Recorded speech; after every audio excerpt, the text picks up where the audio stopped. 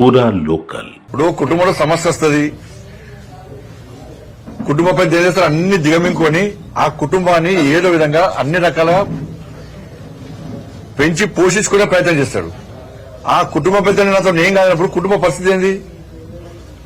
వాళ్ళ సాక్షాత్తు రాష్ట్ర ముఖ్యమంత్రి గారు ఇటువంటి సందర్భంలో అన్ని దిగమింగుకొని తనను నమ్ముకొని ఓట్లేసిన ప్రజలకు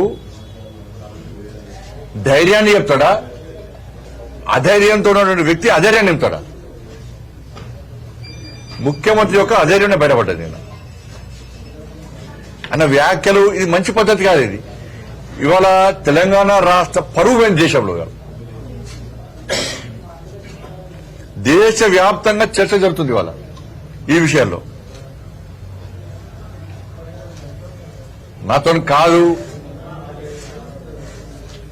అప్పు ఉడతలేరు, అనా పైసా ఎవరు ఇస్తలేరు, బ్యాంకులో పోతే దొంగ లెక్క చూస్తున్నారు.